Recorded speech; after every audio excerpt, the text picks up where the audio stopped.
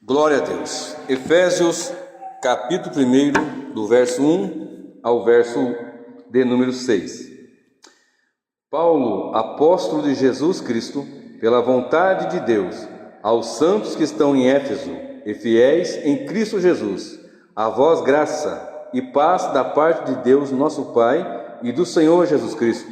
Bendito o Deus e Pai de nosso Senhor Jesus Cristo, o qual nos abençoou com todas as bênçãos espirituais nos lugares celestiais em Cristo Jesus, como também nos elegeu nele antes da fundação do mundo, para que fôssemos santos e irrepreensíveis diante dele em amor, e nos predestinou para filhos de adoção por Jesus Cristo, para si mesmo, segundo o beneplácito de sua vontade, para louvor da sua glória, de sua graça, pela qual nos fez agradáveis a si no amado. Vou ler o 7 também.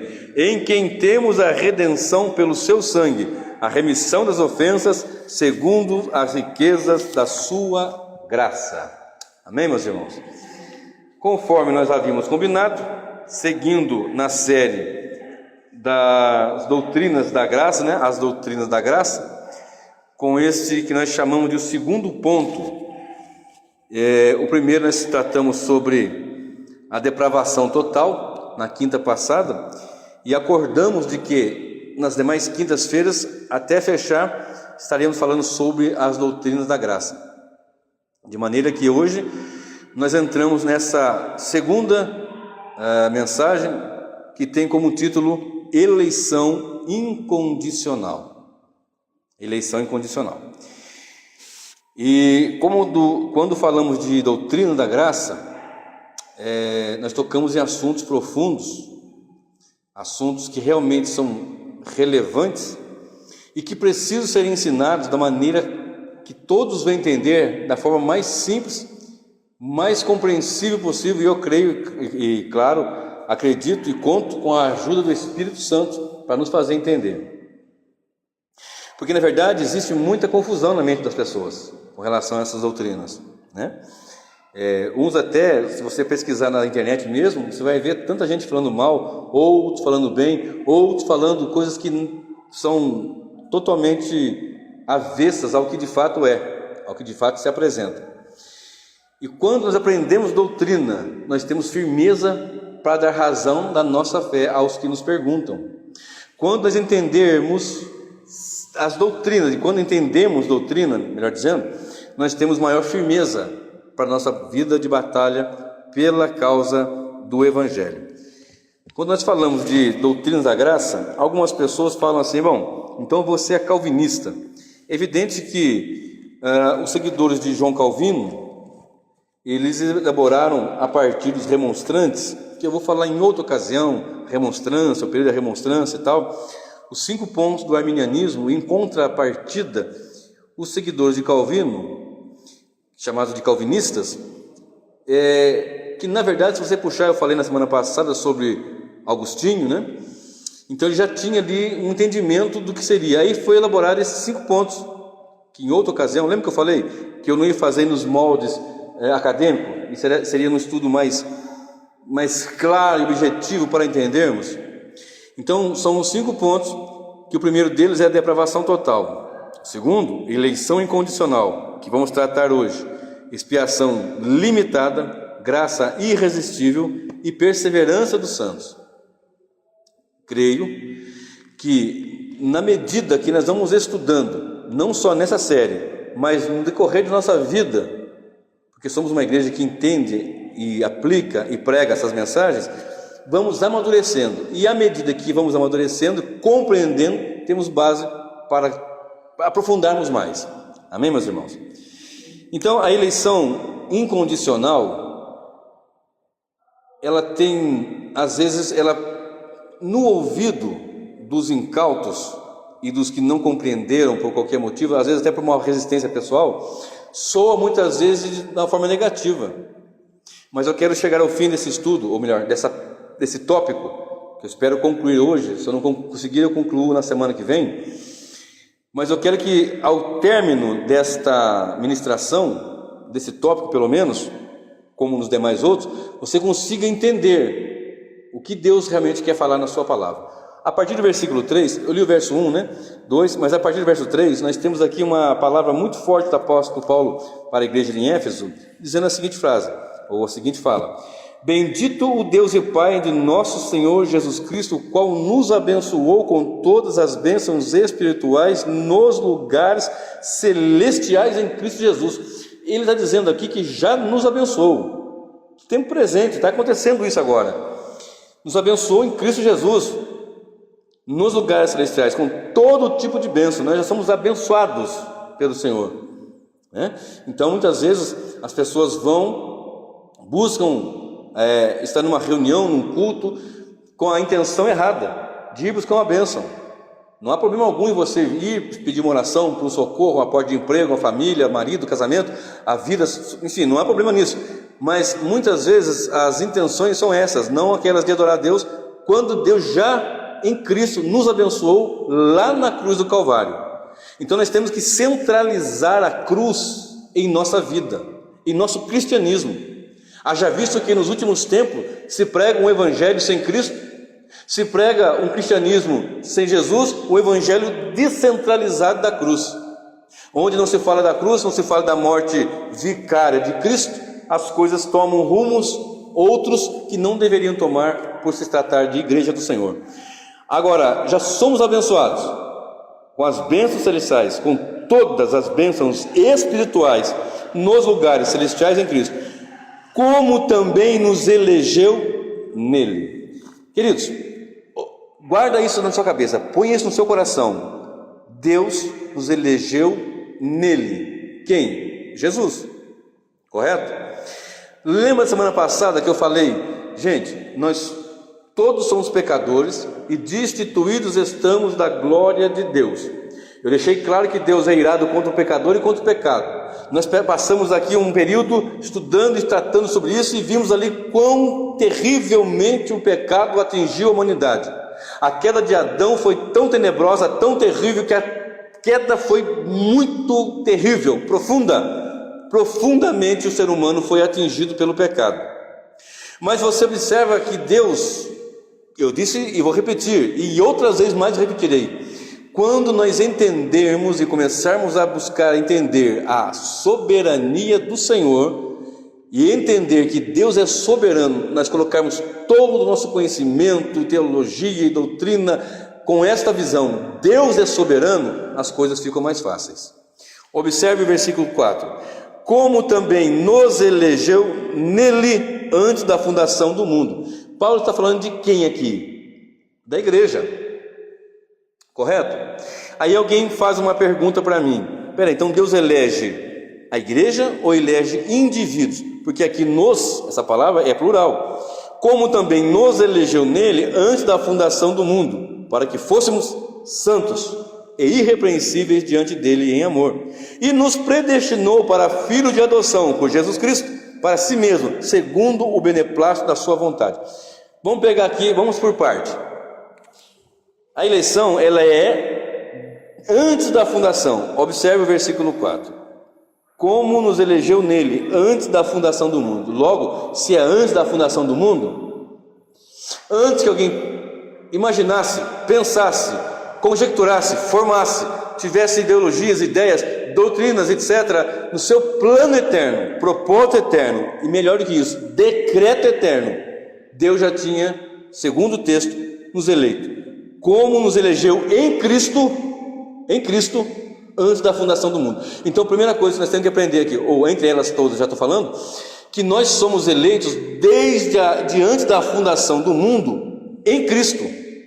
Então nós não podemos descentralizar o evangelho da cruz e não podemos ter um cristianismo sem Cristo, porque nós temos que entender que nós somos aceitos por Deus em Cristo, a começar por aí. Lembra que eu falei?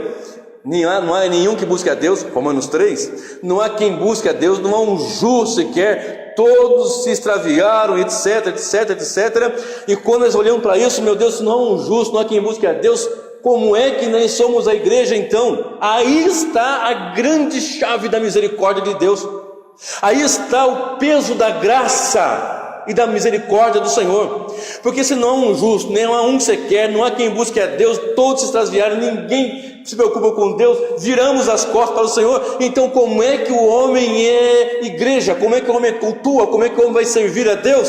Se o homem pecou de tal maneira que se distanciou com a queda profundamente apartando do Senhor, como então a graça? Porque não fomos nós que o buscamos, foi Ele que nos buscou e nos aceitou nele, nos elegeu em Cristo Jesus. Aleluias.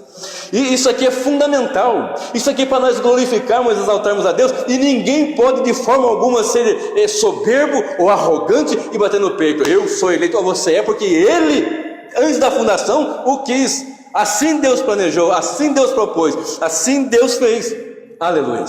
E quantas vezes nós ficamos assim: meu Deus, como é que não é? Não podemos, eu disse aquele dia, não é só uma aula ou uma ministração. Nós temos que ter uma vida de estudos e entender. Há poucos dias eu repito uma coisa que eu já falei talvez na outra mensagem, mas repito nessa, de uma pessoa que disse: ora, o que adianta eu ficar na igreja? Depois de 30 anos eu vou descobrir que eu não sou eleito, então eu já vou sair de uma vez. E foi para o mundo, e foi morar com outro homem, esse rapaz, habitar com outro homem. Na verdade, ele não entendeu nada da graça, porque Deus foi até o pecador caído, terrivelmente distante. Desde antes da fundação, Deus nos elegeu em Cristo. Aleluias. Isso nós temos que entender de começo. Observe só 2 Tessalonicenses capítulo 2, versículo de número 13. 2 Tessalonicenses 2 e o verso 13, coisa tremenda. Eu vou usar muito esse versículo aqui, e olha só que coisa profunda está escrito. 2 Tessalonicenses 2,13. Mas devemos sempre dar graças a Deus por vós, irmãos amados do Senhor, por vos ter Deus elegido desde o princípio para a salvação, em santificação do Espírito e fé na verdade. Observe já, permita-me fazer já uma colocação muito importante aqui. Ora, se eu sou eleito e sou predestinado, vamos falar daqui a pouquinho, então quer dizer que uma vez salvo, salvo para sempre? Sim. Então quer dizer que se eu sou salvo, salvo para sempre, sou eleito de Deus, eu posso fazer o que eu quiser, que ao fim da história eu estou garantido. Então eu posso sair, ir para onde eu quiser, beber, fumar, adulterar, promiscuidade para cá, vida dissoluta, sem nada, idolatria, porque eu já fui eleito, já está no plano eterno desde antes da fundação. Não, observe aqui, Ele nos chamou, devemos sempre dar graças a Deus por vós, irmãos amados do Senhor, por vos ter Deus elegido desde o princípio para a salvação. Ele elegeu para a salvação. O homem não tem condições, nenhum de nós, lembra? Caídos profundamente distantes do Senhor, Deus foi até nós, Deus veio até nós, melhor dizendo. Esta é a grande verdade, foi Ele que nos alcançou. Agora observe, nos elegeu para a salvação, em santificação do Espírito e fé da verdade. Então, para viver uma vida santa, vou falar muito sobre isso daí, porque é necessário se aplicar isso no nosso coração e entender isso, porque quem é eleito não é eleito para viver uma vida dissoluta, é para viver uma vida de santificação do Espírito e fé da verdade. Observe, 1 Tessalonicenses, volta um pouquinho aí, capítulo 1 e o verso 4, olha só: sabendo, irmãos, eu vou ler o versículo 3 e 4, lembrando-nos sem cessar da obra da vossa fé, do trabalho, do amor, da paciência, da esperança em nosso Senhor Jesus Cristo, diante do nosso Deus e Pai, sabendo, amados irmãos, que a vossa eleição é de Deus. Então isso começa em Deus. A eleição é projeto de Deus, é decreto de Deus, é plano de Deus, para vivermos uma vida com Ele, para Ele. Vamos frisar bem isso daí. Não é eleito para viver do jeito que nós queremos, até porque os eleitos, eles vão compor a sua igreja. Já vou dando aqui dicas, se é pessoal ou se é corporativo, porque esse entendimento faz muita diferença no decorrer da nossa caminhada como crente, nosso entendimento de estudos e de aplicação à palavra. Isso anula a ideia de Livre-arbítrio. Ponto, já matou a pau, como fala na minha terra, porque o arbítrio Quem tinha era Adão. Hoje quem tinha era Deus, evidentemente, entre os homens Adão. Mas com a queda o arbítrio sucumbiu. Por quê? Lembra que eu falei? Romanos 3, não só Romanos 3, outras mais passagens, mas só para frisar, né? Não há um que busque a Deus, não há um justo sequer, não há quem queira o Senhor, virou as costas, porque o nosso arbítrio está afetado de tal modo que o homem sem Deus, ele só quer o mal. E se não fosse Deus descer, digamos assim, nessas palavras, e nos alcançar, não teríamos condições. Se não for a bondade, a graça e a misericórdia do Senhor de ir até nós, jamais. Por isso não pode haver arrogância, não pode haver soberba, dizer eu sou eleito. Não, você é porque ele é misericordioso, pela graça. Amém, meus irmãos? Então, não foi feito com base em obras. Se você pegar o versículo 3 aqui de Tessalonicenses, diz: lembrando sem cessar da vossa obra e fé, do trabalho, o amor, paciência, da esperança, várias características que devem existir no eleito. Agora o versículo 4 diz: sabendo, verso 4, sabendo, amados irmãos, que a vossa eleição é de Deus. Não é por obra, não é por causa de nada que você fez, mas é de Deus, começou em Deus. Lembra que eu falei semana passada? Monergismo e sinergismo. Sinergismo, duas forças, eu vou de cá e Deus vem de lá. Não, o homem caído não tinha condições, mas Deus veio ao nosso encontro misericordiosamente, ele já é o seu povo, um povo seu, zeloso e de boas obras.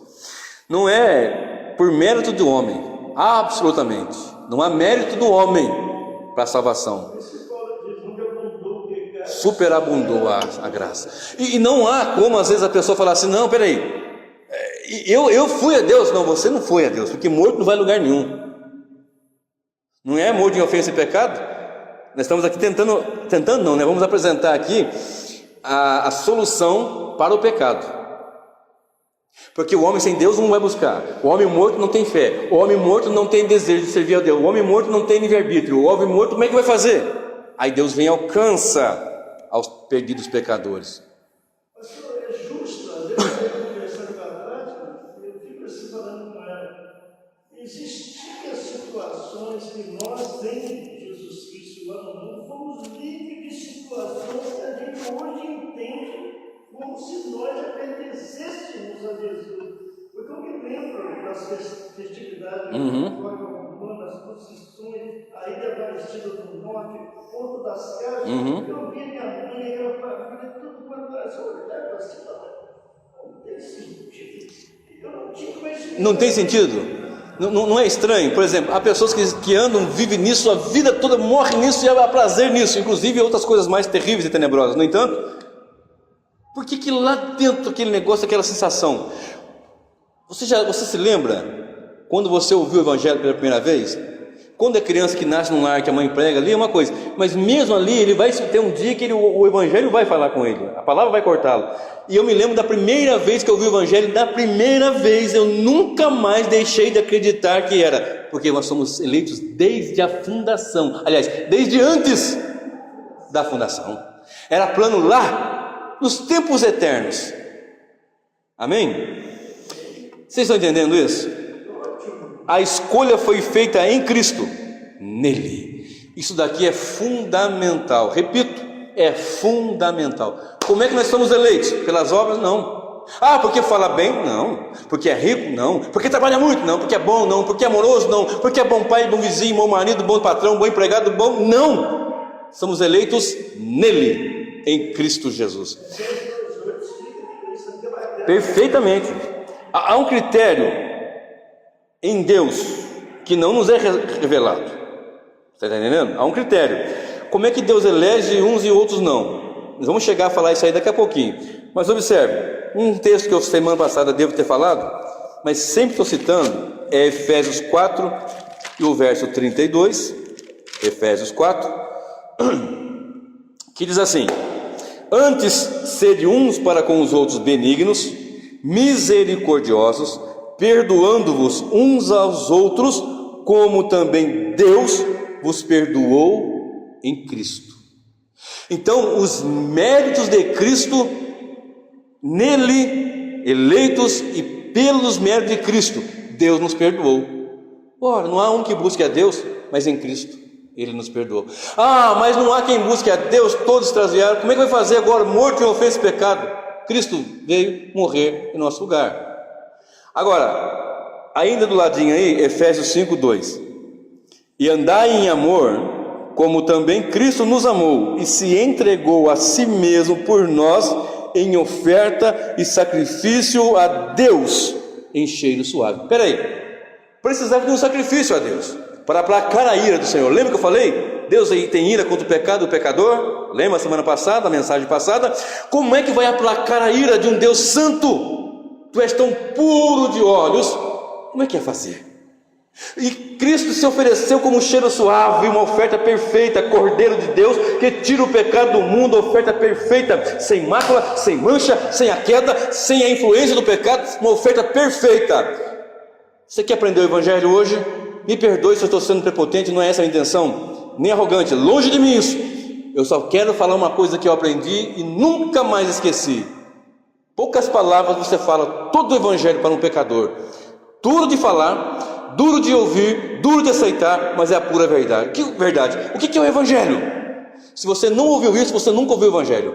E se você não ensinar isso, você nunca ensinou o Evangelho. Se não pregar isso, nunca pregou o Evangelho. O que é pregador? O Evangelho é: o pai matou o seu filho por causa de outros filhos. Ué, isso é duro demais? Isso é pesado demais? Isso é muito... Para muitos é até sinistro. Como assim um pai mata o filho por causa do filho? O Evangelho é isso. Deus Pai matou Deus Filho por causa de pecadores. Isso mas pecadores que desde antes da fundação do mundo, no tempo eterno, ele havia elegido, porém matou para que eles tivessem a oportunidade. Mas vem cá, a Bíblia chama Jesus de filho unigênito, e depois ela o chama de primogênito.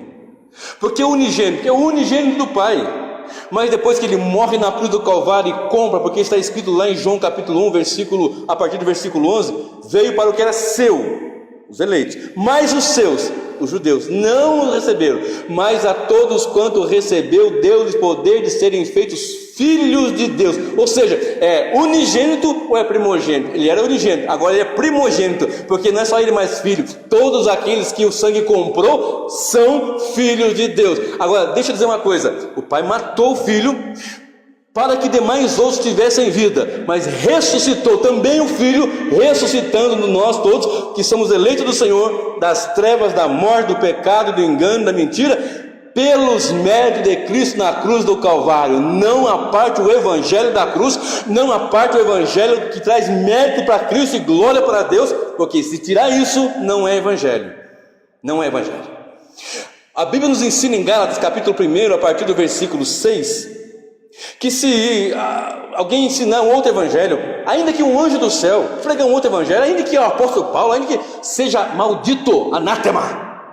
Vocês veem esses pregadores da televisão falando da cruz de Cristo? Não. Vocês veem ele falando que o homem é pecador e precisa se arrepender? Não. Que evangelho que eles pregam? O evangelho maldito, anátema.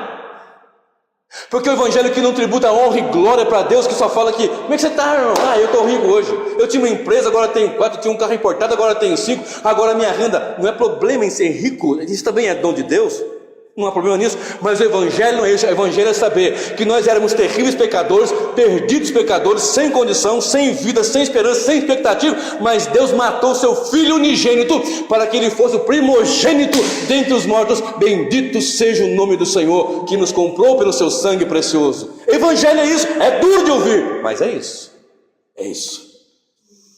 Vamos evangelizar? Vamos. Então chega e fala assim: você conhece o evangelho? Não, o que é o evangelho? Olha, o pai matou o seu filho para que você não tenha vida. E não matou assim, não, matou na cruz. Mas a Bíblia fala lá em Atos dos Apóstolos que vocês mataram o Filho de Deus, não sei o que. É verdade. Mas está escrito assim: ninguém tira a minha vida, eu tenho o poder de dar e tornar a tomada. Sim, é verdade. Mas foi um projeto que Deus fez, porque se Deus não usasse dessa forma, perdidos estaríamos até hoje. É um projeto, Pai, Filho e Espírito Santo, que é um Deus triuno, que são 3 pessoas que trabalham terrivelmente nesta questão da salvação. Agora observe, Romanos Aliás, aqui, Efésios 1:6, olha só o que diz, aqui do ladinho. Para que Deus fez isso? E nos predestinou para filhos de adoção por Jesus Cristo, para si mesmo, segundo o beneplácito da sua vontade, para louvor da glória da sua graça, pela qual nos fez agradáveis a si no amado. Lembra? Irado contra o pecado, irado contra o pecador, longe, distante. Agora os eleitos são feitos agradáveis a Deus no amado. Por quê? Porque ele se ofereceu como um cheiro de oferta suave e agradável a Deus. Deus nos perdoou em Cristo Jesus. Necessário era um sacrifício perfeito, e assim Deus fez um sacrifício perfeito. E agora observe algo assim interessante que Deus me mostrou agora à tarde, um pouco antes de vir para cá. Uma das perguntas mais, digamos, ousadas, feita pelo um servo de Deus ao Senhor, Abraão. Em Gênesis 18, verso 23, ele pergunta para o Senhor assim: destruirás tu, Senhor, o justo com o ímpio? Na questão da destruição de Sodoma e Gomorra, Admá e Zeboim, mas é mais conhecido como Sodoma e Gomorra apenas. E quando essa pergunta é feita, o Senhor fala: não, se tiver 50, se tiver, e vai descendo até que não tem 10 justos naquelas cidades. Mas destruirá tu o justo com o ímpio? Eu entendi que Deus não vai destruir o justo com o ímpio, somente o ímpio, o justo não. Mas nós não estamos dizendo que Romanos fala que não há um justo sequer, mas nós somos pelos méritos de Cristo justificados diante do Senhor. Portanto, nenhuma condenação há para aqueles que estão em Cristo Jesus, que não andam segundo a carne, mas segundo o Espírito. E esta graça de Deus nos alcança de tal maneira que nos faz justos diante de Deus. No decorrer dessa série de estudos, eu vou explicar sobre redenção, remissão, expiação, vou falar tudo isso daí. Observe, qual é a razão, qual é o objetivo dessa escolha? Qual que é o objetivo? Porque, olha só, tem um versículo que eu quero citar aqui antes, em Atos 13, também é conhecido, já falei algumas vezes, muito conhecido de nós reformados, Atos 13, 48, que diz assim o texto: e os gentios, ouvindo isto, alegraram-se e glorificaram a palavra do Senhor, e creram todos quantos estavam ordenados para a vida eterna. Olha só, você pega o verso 44 e vai até o verso 52, mas eu só peguei o 48, que diz: e os gentios, ouvindo isto, uma pregação, alegraram-se e glorificaram a palavra do Senhor, e creram todos quantos estavam ordenados para a vida eterna. Algumas pessoas questionam e dizem, então, os que são de uma linha reformada não evangelizam, não pregam? Absolutamente. Porque o meio que o pecador vai alcançar, o meio que o eleito vai chegar, é através da pregação do evangelho. Não é assim: eu quero ser eleito. Não, ele é escolhido desde o tempo antes da fundação, em Cristo Jesus, para que seja feito agradável no amado, a Deus no amado, pela uma oferta que Cristo fez na cruz do Calvário em cheiro suave. Perdoou Deus em Cristo Jesus, mas através da pregação do evangelho. Até porque nós não sabemos e nem temos que ficar perguntando se alguém é eleito ou não. Nós temos que pregar o evangelho. E você já observou que talvez até na sua família tenha pessoas que você já pregou, mas pregou até não aguentar mais. Ele partiu e nunca se posicionou diante do Senhor Jesus como salvo. Porque os frutos vão aparecer. Lembra que eu falei agora há pouco? Que é uma vida de santificação e amor. Não é uma vida, eu sou eleito, mas vivo uma vida desleixada, trambique, picaretagem. Ele pode cair, ele pode ter seus defeitos, ele pode falhar, mas vai amadurecendo e vai eliminar essas coisas. Agora, viver dizendo que é um cristão, batendo no peito que é eleito, e que vive uma vida de imundície, de mundanismo, de mentira, de engano, absolutamente não condiz com aquele que é um eleito de Deus. Observe, verso 4: como também nos elegeu nele antes da fundação do mundo, para que fôssemos, olha só, santos, que é separado, irrepreensíveis, que não pode ser repreendido, vive uma vida santa, e diante dele em amor, para ter uma intimidade, viver uma vida de comunhão diante dele em amor, para sermos santos irrepreensíveis diante dele, do Senhor, em amor. Ou seja, repetindo aqui para gravar mesmo, pecadores, Deus irado, Salmo 7, 11 que fala, né? 11, 12, 13, que Deus é um Deus que se ira todos os dias, que se o homem não se arrepender, desembainhado a sua espada está, armado o seu arco, aparelhado para a batalha, para a matança. Ou seja, como é que resolve? Deus nos elegeu antes da fundação, em Cristo, nele nos fez agradável, assim no amado, de modo que nós vivemos agora uma vida santa, irrepreensível diante dele. Não é para viver de qualquer forma. Eu sou eleito para viver no mundo. Não, é para viver diante dele. Isso aqui traz peso para nossas vidas. Irmãos, eu vou dizer uma coisa aqui que nem para minha esposa eu falei nesses meus estudos. Ela sabe que eu estou estudando igual um doido nesses dias. Aliás, eu estudo todo dia, né? Mas eu tenho estudado um pouco mais nesses dias. E ouvindo, e escutando e lendo muito sobre esses assuntos que eu estou passando para vocês. Faz muito tempo, eu sempre venho pregar com uma grande alegria no coração, mas hoje eu vi com uma alegria estonteante. Até o irmão Sérgio chegou, você está com um semblante diferente. Hoje nós somos felizes porque nós somos justificados pelo sangue de Jesus. Mas é uma grande verdade de poder apresentar essas verdades. Mas isso me trouxe uma espada, porque isso nos aperta para passarmos para os pecadores, para os perdidos, esta obra que Deus fez em Cristo Jesus, para que os perdidos venham a Ele, ao Senhor, e só através da pregação do Evangelho que os eleitos vão se chegar a Cristo, para sermos santos e irrepreensíveis diante dele em amor. Olha, o homem natural, 1 Coríntios 2, verso 14, ele não consegue entender, não consegue compreender, porque essas coisas se discernem espiritualmente, mas quem tem a mente de Cristo consegue entender isso. Olha só, Tito 2, 13 a 15. Tito, capítulo 2, 13 a 15. No próximo tópico eu vou falar sobre o versículo 11. Hoje não. Hoje eu vou falar o verso 13 e o verso 15. Aguardando a bem-aventurada esperança e o aparecimento da glória do grande Deus, nosso Salvador Jesus Cristo, o qual se deu a si mesmo por nós, para nos remir de toda iniquidade e purificar para si um povo seu, zeloso de boas obras. Ou seja, fala disto e exorta e repreende com toda autoridade, ninguém te despreze. Tito, você é jovem, você está pastoreando, você ensina isso, que Cristo deu a si mesmo por nós, para remir, para comprar, para livrar um povo para Deus, seu, zeloso de boas obras. Olha só, Isaías 53, versículo 5. Vamos lá para a antiga aliança, vamos lá para o profeta, o livro dos profetas, profeta maior. Isaías 53, verso 5. Mas ele foi ferido por causa das nossas transgressões e moído por causa das nossas iniquidades. O castigo que nos traz a paz estava sobre ele, e pelas suas pisaduras fomos sarados. Agora vai para Romanos 5:1, para nós fazermos essa ligação aqui, ó. Romanos capítulo 5, versículo 1.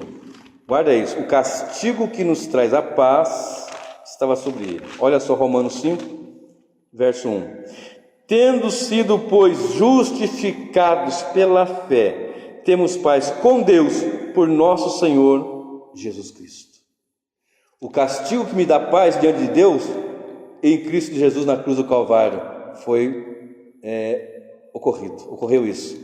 Esse castigo que o feriu, que o machucou, que as suas costas ficaram laceradas com aquelas chibatadas terríveis, com aquele chicote com um pedaço de metal, um pedaço de osso que cortava, que o sangue escorria, aquela cruz pesada, aquela coroa de espinho, aqueles cravos, aquele sofrimento no madeiro, aquilo tudo no meu lugar, no seu lugar.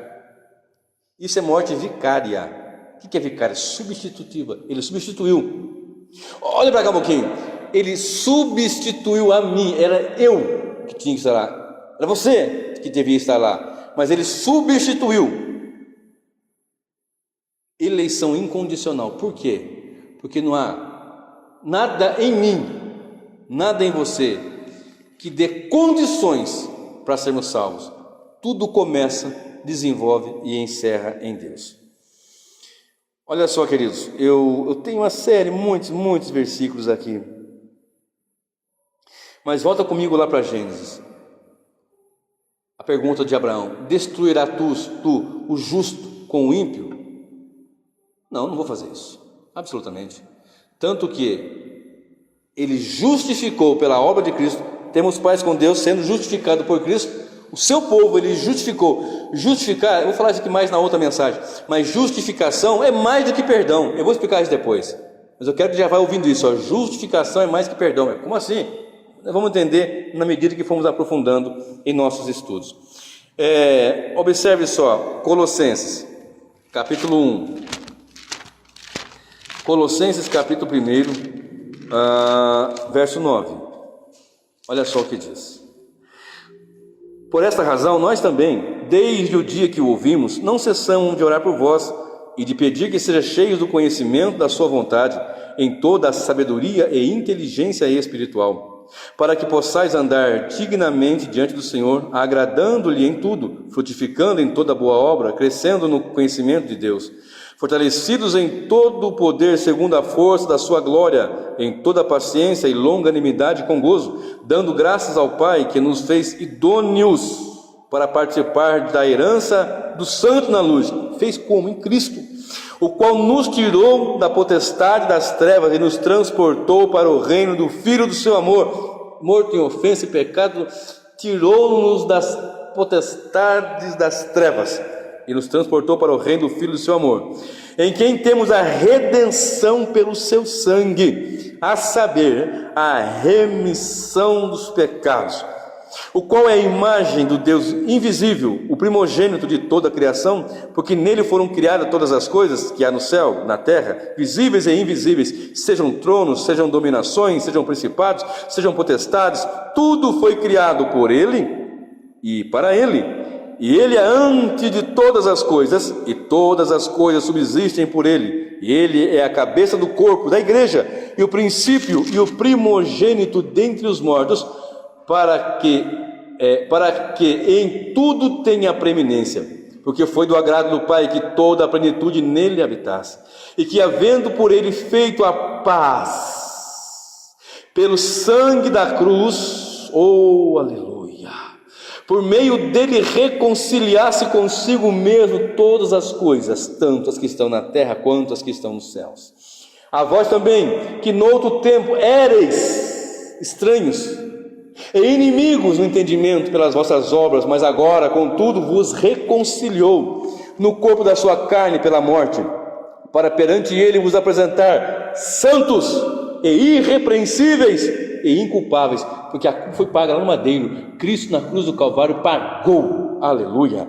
Se na verdade permanecermos fundados e firmes na fé, e não vos moverdes da esperança do evangelho que tendes ouvido, o qual foi pregado a toda criatura que há debaixo do céu, e do qual eu, Paulo, estou feito ministro. Regozijo-me também no que padeço por vós, e na minha carne cumpro o resto das aflições de Cristo pelo seu corpo, que é a igreja, da qual eu estou feito ministro, segundo a dispensação de Deus que me foi concedida para convosco, para cumprir a palavra de Deus, o mistério que esteve oculto desde os séculos, ou de todos os séculos, em todas as gerações, e que agora foi manifestado aos seus santos, o qual Deus quis fazer conhecer quais são as riquezas da sua glória, deste mistério entre os gentios, que é Cristo em vós, esperança da glória, a quem anunciamos, admoestando a todo homem e ensinando a todo homem em toda a sabedoria, para que apresentemos todo o homem perfeito em Cristo Jesus, e para isso também trabalhe, combatendo segundo a sua eficácia, que opera em mim poderosamente. Volta ao versículo 28. Estando todo homem e ensinando a todo homem. Então isso aqui é universalismo? Não, claro que não é universalismo. Nós pregamos ensinando, mas olha aqui, foi manifestado aos seus santos, verso 26, o mistério que esteve oculto desde todos os séculos e de todas as gerações, e que agora foi manifestado aos seus santos. O que não tem a mente de Cristo não vai entender, e só vai ter a mente de Cristo aquele que foi regenerado pelo Espírito Santo, só aquele que foi eleito por Deus que vai conseguir entender essas coisas. E este mistério de Cristo e a igreja, do qual ele é o cabeça e a igreja é o corpo, que desde os tempos eternos Deus assim o quis, e na cruz Deus, o Pai deu os eleitos para o Filho, e o Filho comprou. Não é, parece estranho, mas como é que ele dá e compra? Havia um preço a ser pago.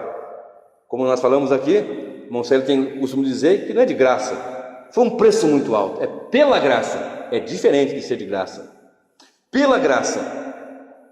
Quando o filho recebe um presente do pai, um carrinho de brinquedinho, uma coisa, um presente, o filho fica feliz, para ele foi de graça, mas teve um preço, o pai pagou um preço, o pai trabalhou, comprou, buscou na loja e deu para o filho. E às vezes o filho pequeno, em 2 minutinhos não tem mais nada, não é assim? Criança, acaba de ganhar um brinquedo, às vezes eu levo um presentinho pro meu neto, que legalzinho, 2 minutos depois o carrinho, a roda já foi para cá do chapéu. Mas este presente, Cristo disse: nenhum dos que o Senhor me deu eu perdi, ninguém. Então, uma eleição incondicional. Eu tenho muitos versículos para citar aqui, mas o tempo, como eu disse, vai lutando contra a minha pregação, se eu posso dizer isso. Mas olha só, então é uma eleição que eu não tenho como me eleger? É lógico que não. O presidente da república se elegeu? Não, os eleitores o colocaram lá. Nós nos elegemos para a igreja? Não, Deus nos elegeu em Cristo. Observe só, Romanos, vou entrar só nesse versículo aqui para falar uma outra coisa interessante antes de encerrar a mensagem. Romanos 9, olha só, isso aqui também é algo muito interessante. É claro que eu vou estar sempre falando desses assuntos, sempre recorrendo, um assunto recorrente no ministério, as doutrinas da graça. Claro que não tem a pretensão de fazer numa ministração toda a aplicação, não tem como disso. Mas observe aqui, assim, pois, isso não depende de quem quer, nem de quem corre, mas de Deus que se compadece. Quer dizer que eu sou eleito porque não depende de quem quer, nem de quem corre, mas de Deus que se compadece. Agora, a pergunta que eu comecei na ministração, eu apresentei essa pergunta, que até ela foi feita por um amado irmão, por WhatsApp. Ele perguntou assim: pastor, o senhor não acredita na eleição individual, o senhor acredita na eleição da igreja, não é? Eu disse: não, eu acredito na eleição individual, incondicional e de indivíduos. Aí esse amado irmão falou: não, pastor, mas tudo que se refere a Cristo e a igreja, de Deus, ao pecador, de salvação, é para a igreja, não é para indivíduos. Aí eu disse para ele o seguinte: olha, irmão, se fosse assim, seria uma massa abstrata. Eu não sei o que estou fazendo aqui, mas eu estou aqui. Não é assim?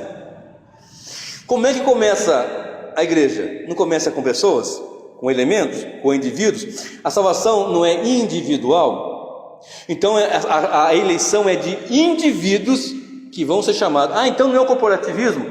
Pois são indivíduos que vão ser chamados, eleitos, chamados, correto? Para compor este corpo da igreja, esse corpo de Cristo que é a igreja. Então são indivíduos. Observe, você pode, por exemplo, mas então não é indivíduo. Deus não elegeu indivíduos. Não, Deus elegeu indivíduos. Elegeu a mim, elegeu o irmão, elegeu a irmã, elegeu a irmã, elegeu o outro. E estes são comprados pelo sangue, aceitos nele e compõem a igreja. Então é um corporativismo de pessoas individuais, evidentemente isso aí. Tudo começa com com a sua unidade. Qual que é a unidade, por exemplo, né? Você pega 1 litro, você tem 1 mililitro, se divide por 1000, o quilo, miligrama, aí você vai aumentando, vai para tonelada, assim por diante. E na igreja como é que é? Indivíduos. Como, por exemplo, ele não salvou aquela mulher do poço lá de João 4, a mulher samaritana. Naamã não é um indivíduo que foi alcançado pela misericórdia de Deus? Por exemplo, Jacó e Esaú, amei a Jacó e aborreci Esaú. Não é elemento, não é indivíduo? Por exemplo, o cego Bartimeu, Zaqueu e assim por diante, indivíduos. E deixa eu só abrir uma coisa interessante aqui. Então, pastor, nós temos dupla predestinação. Deus predestinou um para ser salvo e predestinou o outro para ir para o inferno. Porque quando eu prego um assunto, quando eu tenho a base de uma doutrina, eu sempre pesquiso por aqueles que são contrários. Eu encontrei um pastor falando algo assim. Não, ele usou uma lógica que eu chamo de lógica ilógica. Ouça bem. Por isso que todo conhecimento deve ser basilar em doutrina. Ele diz assim: se Deus elegeu uns para a salvação, obviamente que ele não elegeu outros, ou ele predestinou um para ser salvo e predestinou outro para ir para o inferno. Aí você vê até uns temas na internet, por exemplo, dizendo assim: a diabólica doutrina da predestinação. Você vai achar isso aí na internet. E se você não conhecer a doutrina, você concorda com a pessoa. Como que, por exemplo, se você não conhece a doutrina, você pode concordar com o testemunho de Jeová, você pode concordar com adventismo e assim por diante. A partir de que você conhece a verdade, você sabe distinguir o que é erro. Nós não lemos que todos, a uma, se voltaram contra Deus? Nós não aprendemos na palavra de Deus que todos pecaram e destituídos estão da glória de Deus, logo todos estavam indo para o inferno? Todos. Com a queda nos atingiu, todos. Então todos estavam indo para o inferno.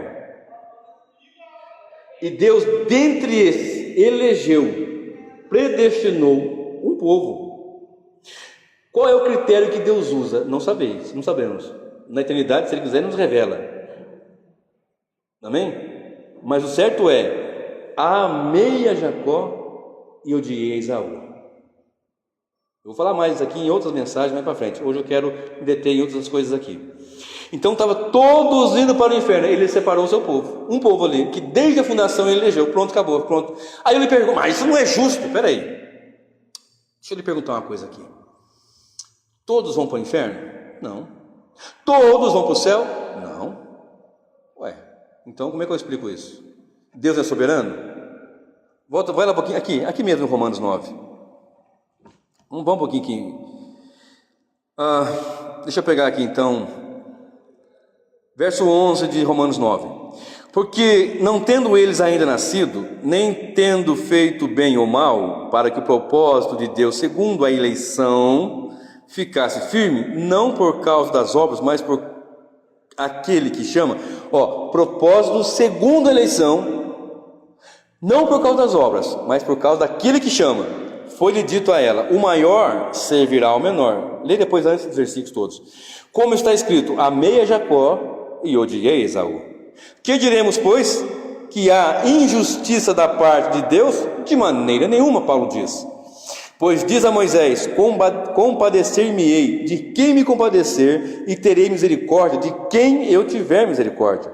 Assim, pois, isso não depende de quem quer, nem do que corre, mas de Deus que se compadece.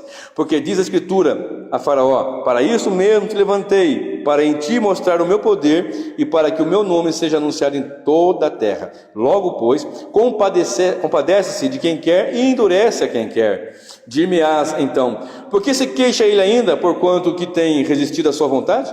Mas, ó homem, quem és tu que a Deus replicas? Porventura a coisa formada dirá ao que a formou: por que me fizeste assim?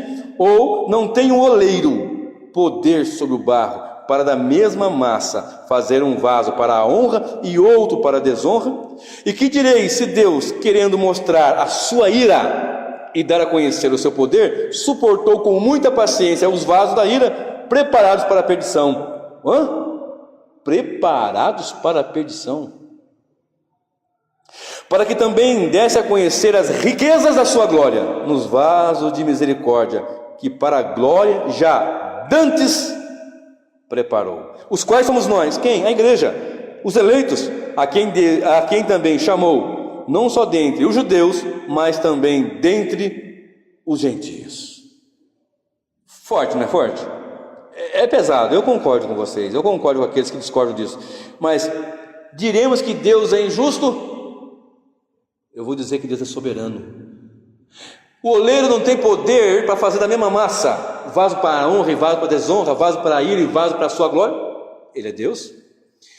O critério que ele usa, eu não sei. Eu sei que nós estávamos indo para o inferno e Deus nos elegeu. Mas então, e o livre-arbítrio? Não temos livre-arbítrio. O homem pecador, ele cai, sempre vai pender para o mal. Mas ainda não somos julgados por nossos atos? Sim. A responsabilidade de cada um e a soberania divina caminham juntas. Talvez não a entendamos de uma maneira plena, como por exemplo, não conseguimos entender de plena maneira a Trindade, Pai, Filho e Espírito Santo, 3 pessoas coexistindo em um Deus, formando um Deus, melhor dizendo, né? Mas como é que pode o homem pecador? O pecador vai porque ele quer, ele ama aquilo. Mas então Deus decreta soberanamente aquilo que o homem faz naturalmente. Deus decreta soberanamente aquilo que o homem vai fazer por causa da sua natureza caída e pecaminosa. Observe. A eleição do Senhor Deus é tão tremenda que ele escolheu uma mulher rica. Atos 16, verso 14, fala de uma mulher que vendia púrpura. E essa mulher, ela é rica, né? E ela ouviu a pregação do Evangelho e ela foi alcançada. Olha só o que diz, Atos 16, 14. Já estamos encaminhando para um encerramento. Atos dos Apóstolos 16, 14. Olha só.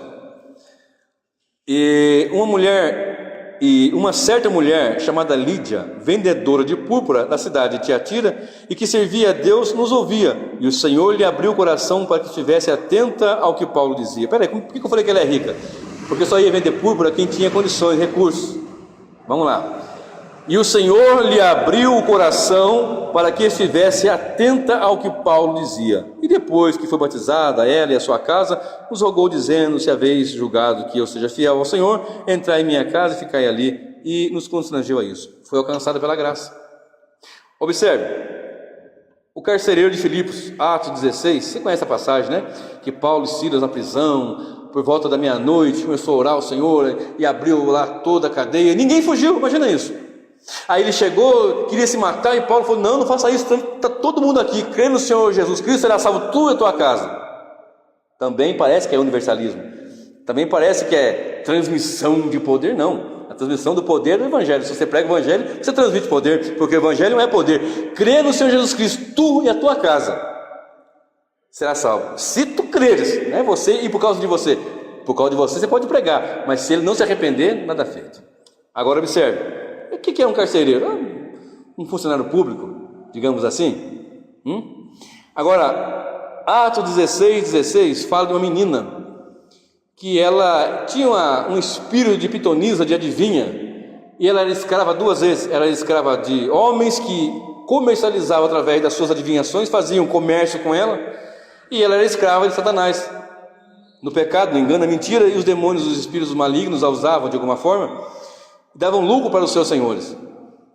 E ela vinha gritando: esses que apontam Jesus, esses que pregam Jesus, dias assim atrás de Paulo, com aquela comitiva de pregação ali, com aqueles. Aí ele chegou, o apóstolo Paulo repreendeu o mal, expulsou aquele mal na vida daquela menina, e ela foi liberta, alcançada uma escrava, uma mulher rica, um funcionário público, uma escrava.